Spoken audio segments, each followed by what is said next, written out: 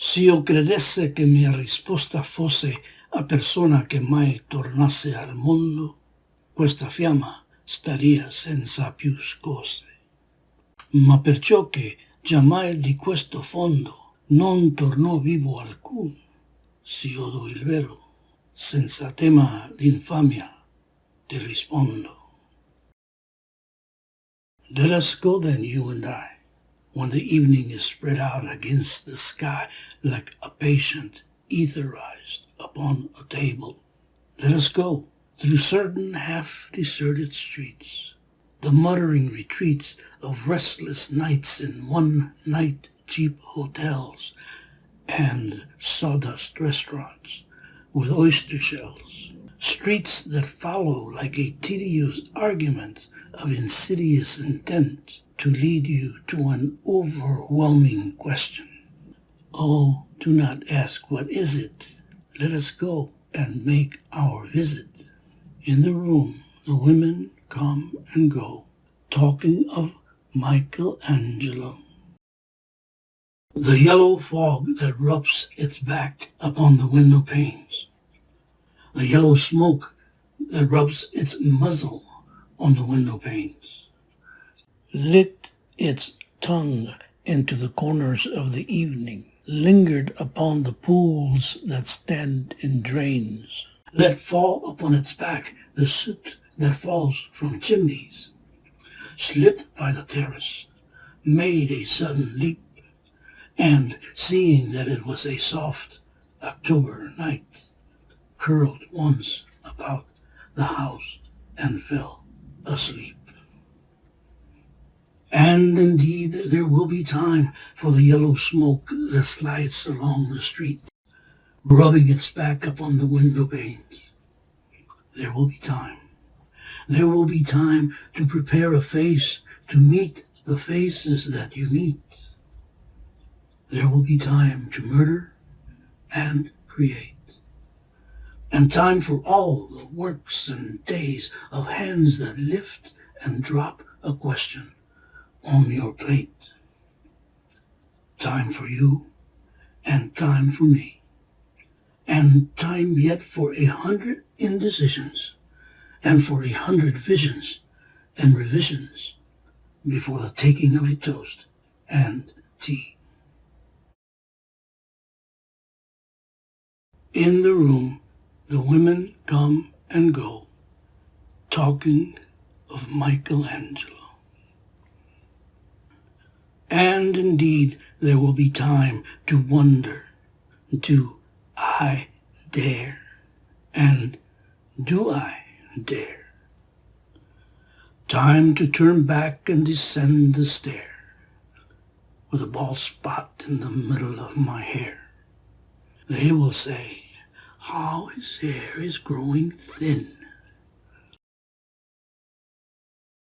My morning coat, my collar mounting firmly to the chin, my necktie rich and modest, but asserted by a simple pin.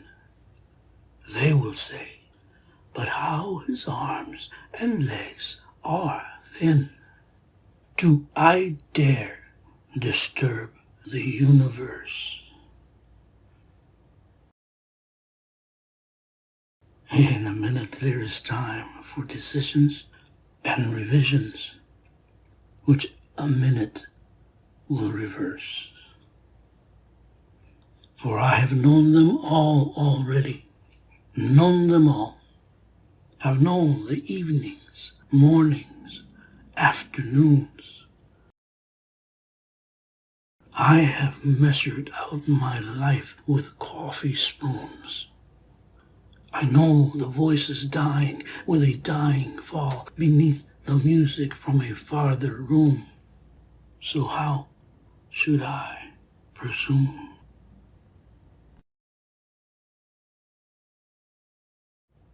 And I have known the eyes already, known them all. The eyes that fix you in a formulated phrase.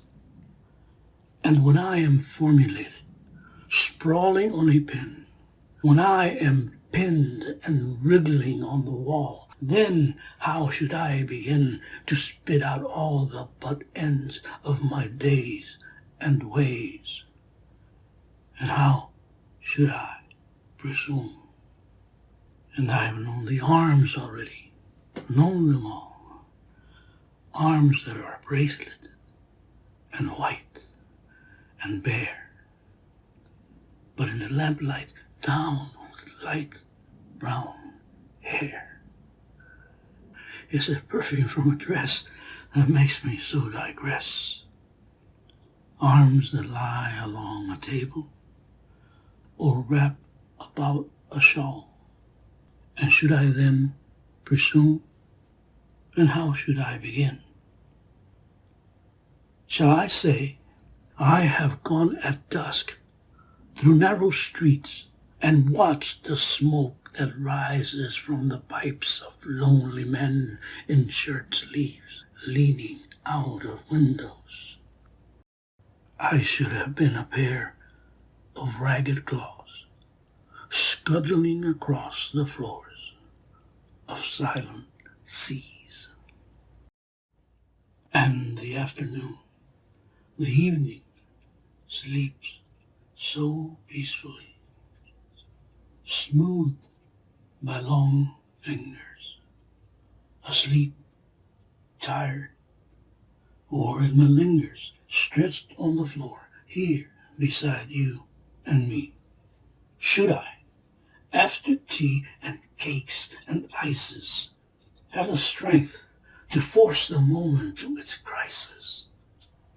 But though I have wept and fasted, wept and prayed, though I have seen my head grown slightly bald, brought in upon a platter, I am no prophet, and here's no great matter. I have seen the moment of my greatness flicker, and I have seen the eternal footman hold my coat and snicker, and, in short, I was afraid. And would it have been worth it after all? After the cups, the marmalade, the tea, among the porcelain, among some talk of you and me, would it have been worthwhile to have bitten off the matter with a smile, to have squeezed the universe into a ball, to roll it toward some overwhelming question? To say, I am Lazarus, come from the dead, come back to tell you all, I shall tell you all. If one, settling a pillow by her head, should say, that is not what I meant at all. That is not it at all. And would it have been worth it, after all? Would it have been worthwhile, after the sunsets, and the dooryards, and the sprinkled streets, after the novels, after the teacups, after the skirts that trail along the floor, and this, and so much more? It is impossible to say just what I mean, but as if a magic lantern threw the nerves in patterns on a screen. Would it have been worthwhile if one, settling a pillow or throwing off a shawl and turning toward the window, should say, that is not it at all. That is not what I meant at all. No, I am not Prince Hamlet, nor was meant to be. Am an attendant lord, one that will do to swell a progress, start a scene or two, advise the prince. No doubt, an easy tool, deferential, glad to be of use. politic, cautious, and meticulous, full of high sentence, but a bit obtuse. At times, indeed, almost ridiculous. Almost, at times, the fool.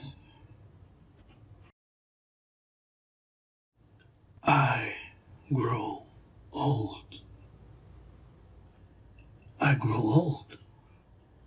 I shall wear the bottoms of my trousers rolled. Shall I part my hair behind? Do I dare to eat a peach? I shall wear white flannel trousers and walk upon the beach. I have heard the mermaids singing, each to each. I do not think that they will sing to me. I've seen them riding seaward on the waves, combing the white hair of the waves blown back when the wind blows the water white and black. We have lingered in the chambers of the sea, by sea girls wreathed with seaweed red and brown, till human voices wake us and we drown.